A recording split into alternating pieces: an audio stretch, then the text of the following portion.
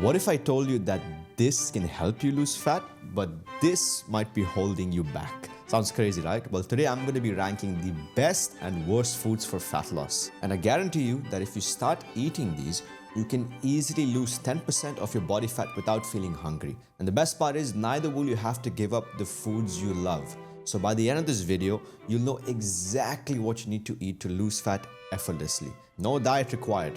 You won't be up late at night having all those filthy thoughts. I'm also going to be revealing the biggest dieting mistake that everyone makes, including myself, has made. It's the one thing that's holding you back for years, keeping you from getting the results you want, and the chances are you're making this mistake right now without even realizing it. Before diving into the list, it's worth noting that there are countless factors to consider, cholesterol, glycemic index. But here, we're just focused on fat loss foods that make it easier for you to stay in a calorie deficit. Dropping just 10% of your body fat can significantly improve majority of your key health markers. And now, by all means, this is not a meal plan because that would only give you an eating disorder. It's kind of like shoes. They don't sell just one type of shoe in one size and expect it to fit everyone.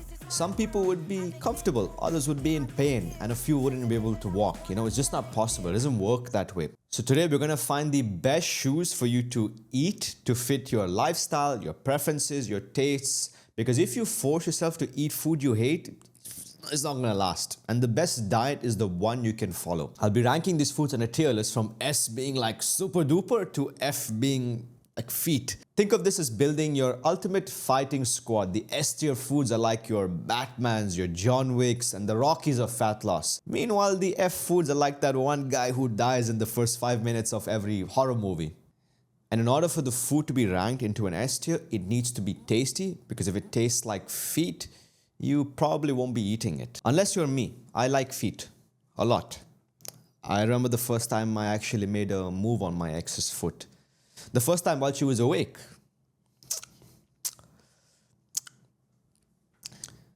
I still kept her feet nudes, which is a picture of her feet without socks, basically barefoot.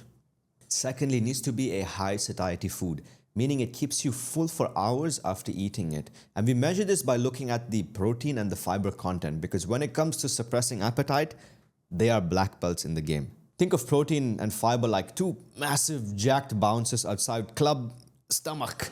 They control the guest list, slow digestion, and kick out the troublemakers, your cravings, overeating, before they can ruin the party. And they regulate your appetite hormones, keeping you feeling satisfied longer. And they'll stop you from raiding the fridge like a raccoon at 2 a.m. And lastly, food volume. Imagine you're packing for a trip. High volume foods like packing a bunch of pillows. They take up tons of space in your suitcase or your stomach, but don't weigh as much, and they're low calories. Meanwhile, low volume foods are like cramming in a few small heavy bricks. Your suitcase fills up instantly and you're out of weight and you're out of space before you even know it. Let's start with the first food, because I know some of you cannot watch a movie without a snack. Because I can't. So for the first food, if you decide to grab a bag of carrots, stop lying to yourself. What you really want is popcorn, man. So let's talk about it. If you love snacks, air-popped popcorn might be your best friend. Not caramel, not cheese-flavored, simple air-popped popcorn. It's a high-volume food, meaning you can eat a lot of it without blowing through your calorie budget. It tastes great, doesn't taste like feet, and it tames that inner snack monster that you have inside of you, keeping your cravings into check. Now, I would want to place this into the S tier, but to get that amount of fiber, you need to eat a lot of popcorn, which is going to be more calories. So we're going to put this one into the A tier directly. But whilst you eat that popcorn, your mouth gets a bit dry. And you need to wash that down with something nice and cold. And you think, hey, let me get some juice. It's healthy. Fruits. Nature.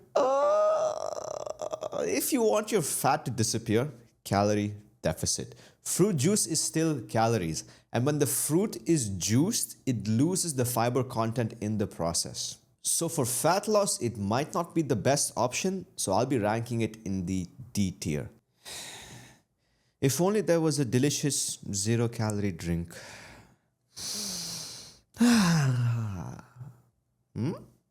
What's this?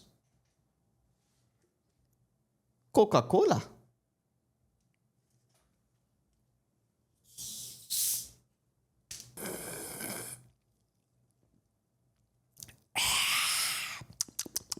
Now, when you're at war with fat loss, diet soda isn't just a drink, it's a freaking grenade that destroys cravings.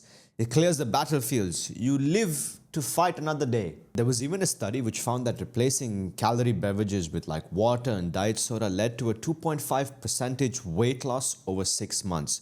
So diet sodas 100% belong to the S tier category because most importantly, they keep us happy when losing fat.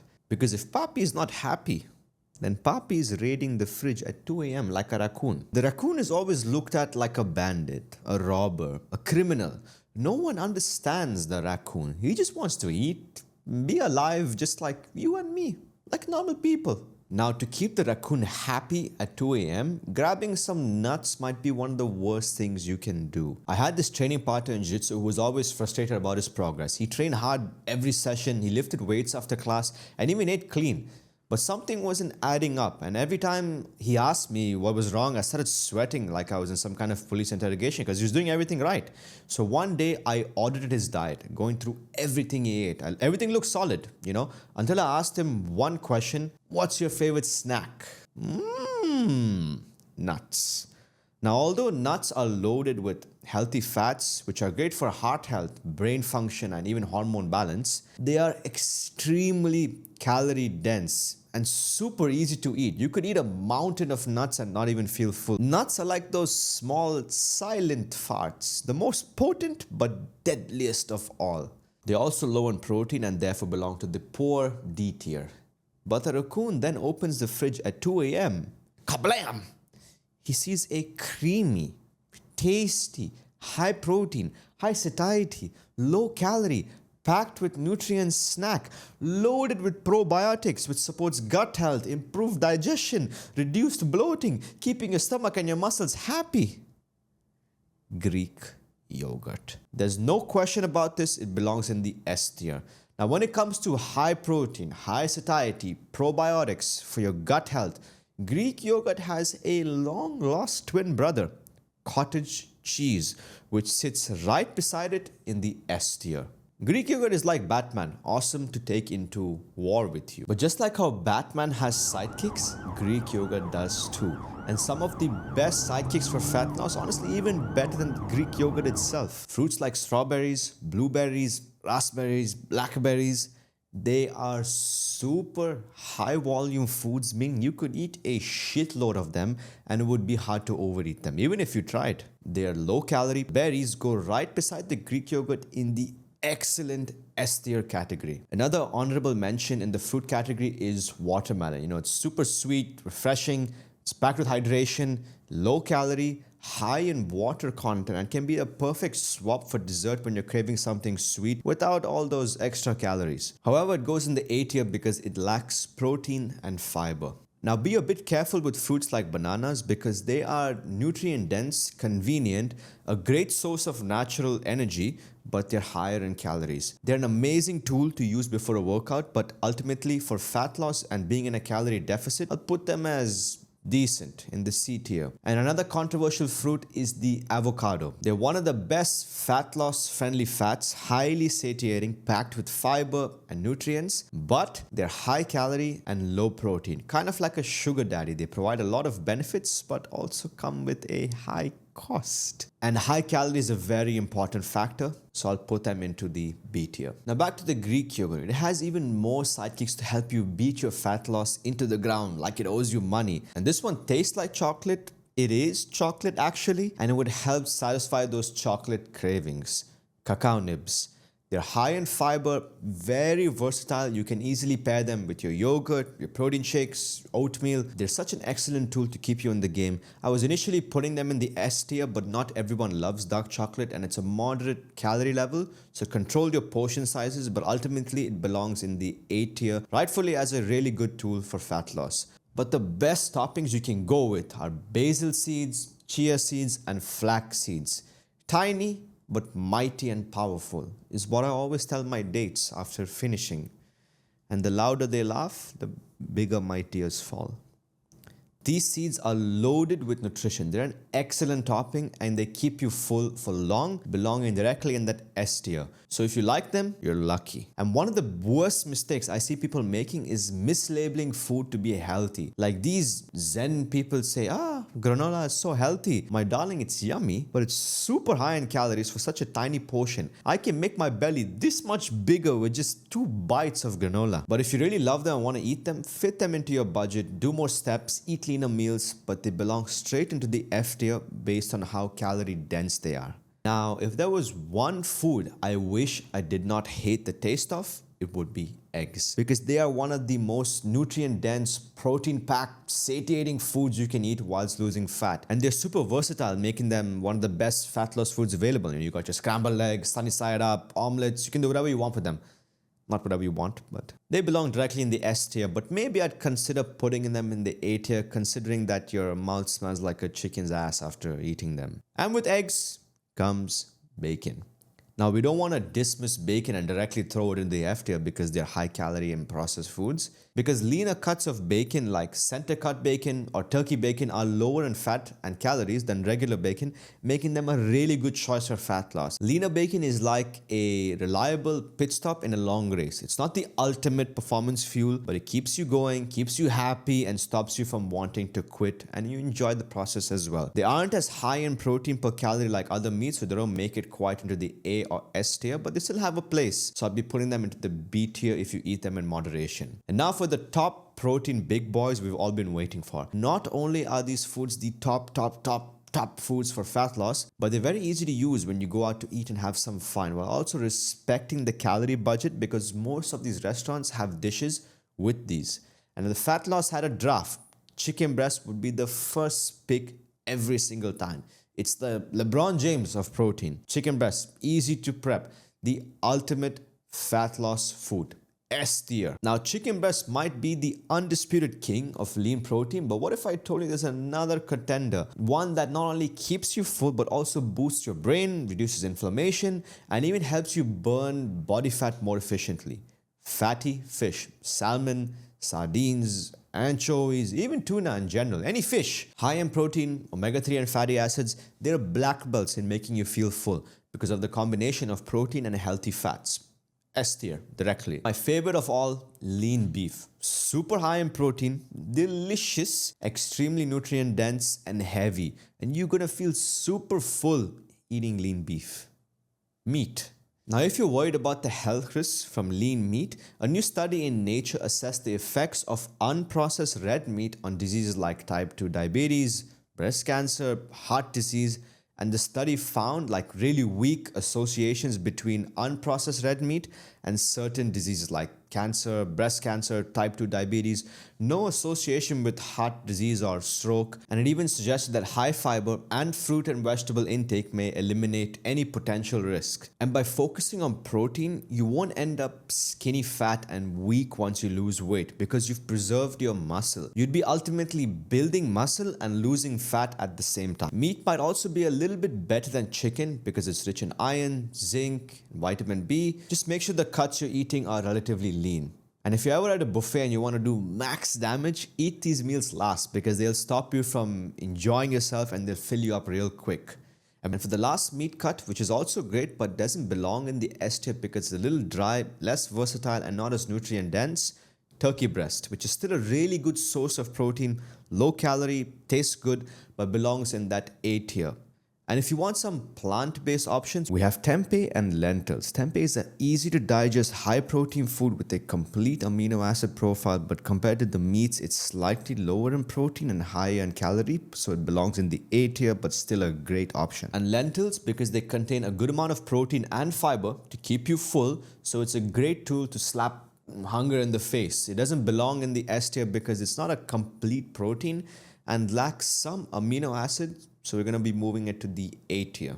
Now, when we say complete protein, a complete protein is a protein source that contains all 9 essential amino acids in sufficient amounts for the body to effectively use. These essential amino acids are the ones the body cannot produce on its own, so we need to get them from food. And one of the key amino acids is leucine, which is like the primary driver for muscle growth and recovery. Now, animal proteins like chicken and fish are like a fully loaded Swiss Army knife. They have everything you need in one package, including all the essential amino acids. Tempeh and lentils, on the other hand, are like a set of high quality tools, great for specific jobs, but you might need to pair them with other tools to get all the amino acids. Now, we have the same case with seitan. It's a very high protein plant-based food, but it can be highly processed as well, but it's not a complete protein. So we'll be ranking it in the A tier. Now, quinoa is a complete protein, but it's still relatively low and really carb heavy. So I would be putting this in the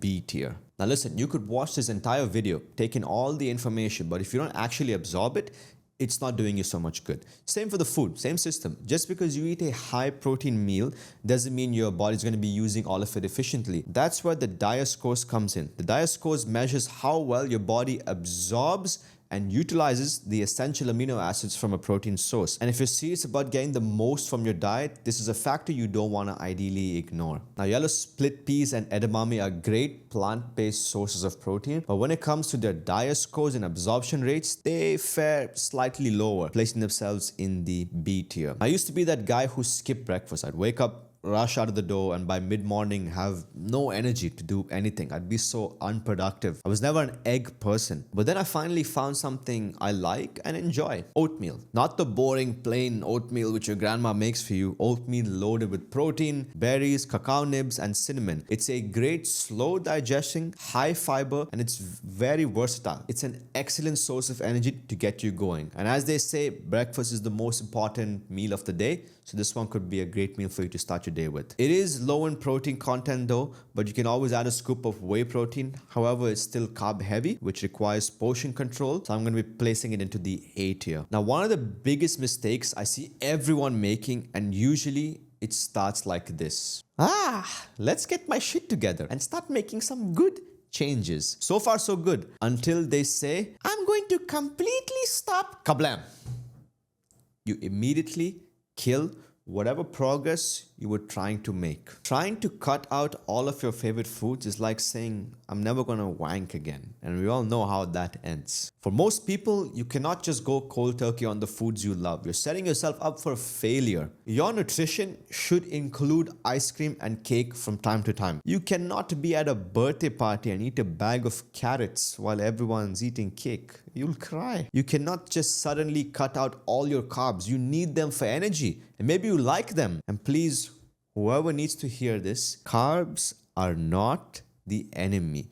Consuming more calories than you should be is the enemy. So never ever completely eliminate foods from your diet which you love and need. And to emphasize on this point, I'm going to be putting ice cream in the S tier for fat loss because it makes me happy. One of my in-person clients tells me, okay, she's going to be stopping carbs completely. She used to eat bread, potato, and rice. Well, she got leaner after doing that. Her abs started to pop out, but then she'll also get grumpier, hungrier, and moodier. But for her, she was happy to make that trade-off. But if you still want to eat carbs, you can keep them into your life by being more strategic with them. Now, instead of completely cutting out bread, try protein bread. Has a lot of protein, tastes good, makes you happy, and keeps you fuller longer, putting it straight into the S tier because of that. And if you love potatoes, sweet potatoes earn an A tier ranking because they're nutrient dense, higher in fiber, slow digesting, and they keep you full for hours, while they're also a great, fantastic carbohydrate source for energy. And you can also pair them so well with many sources of protein to keep you full. They are an S tier because they are slightly lower volume foods. And if you love rice, brown rice lands in this C tier because it's a solid